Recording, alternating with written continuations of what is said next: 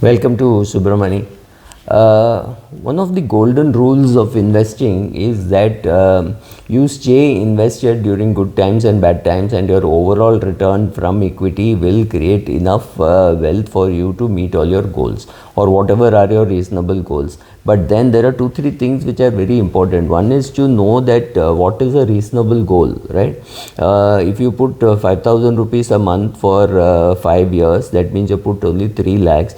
Don't expect to have 25 lakhs with that, right? It is going to be 3.5 lakhs, 4 lakhs, that's it. But power of compounding kicks in only over longer periods of time, and if you sit tight without moving during bad times. So largely, if you think that there is going to be a recession in the US, then it's not a great time to be investing in the US. But the other way to look at it is to say, because there is going to be a recession in the US, the markets will crash, so let me sit with some money. As and when the market comes down in US, I will buy it. But it is also possible that there is no recession. If there is no recession, there is no reason why the market will come down.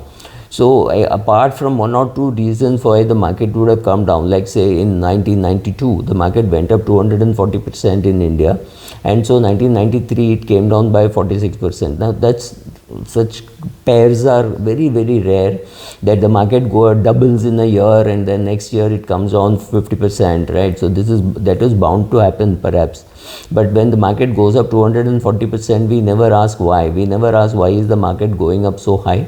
And then we don't have a right to ask why the market is coming down so fast, right? So very important to know that if there is no recession or anything around the corner in India, the markets will go up. So when the market goes up and down a little bit, say the market is 18,000, from 18,000 let's say it comes down to 15,000, that should be an opportunity to buy. What to buy, if you don't know, you stick with the index. But if you know what to buy, make a list of shares which you want to buy when the markets are up. You make a list and say, wow, I want to own these shares, I will buy at this particular price. For example, I always thought that Ambuja Cement was a good buy at 400.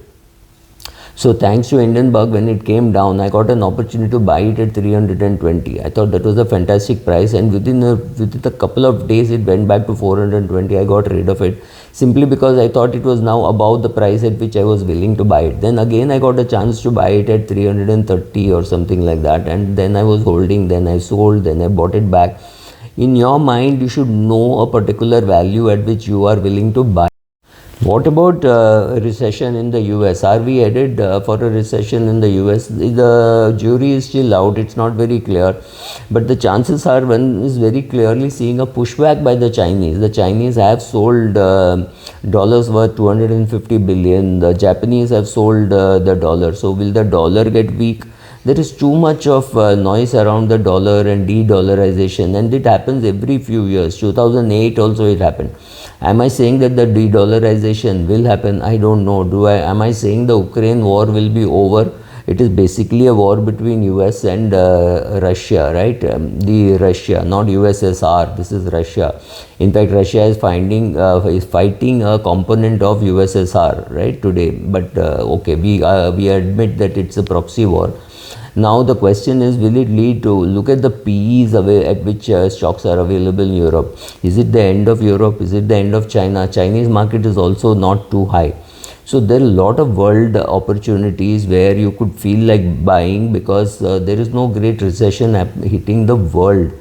But what about India? I think India is still fairly priced. It's not as though it's mouth-watering prices, but it's not as though prices are bad.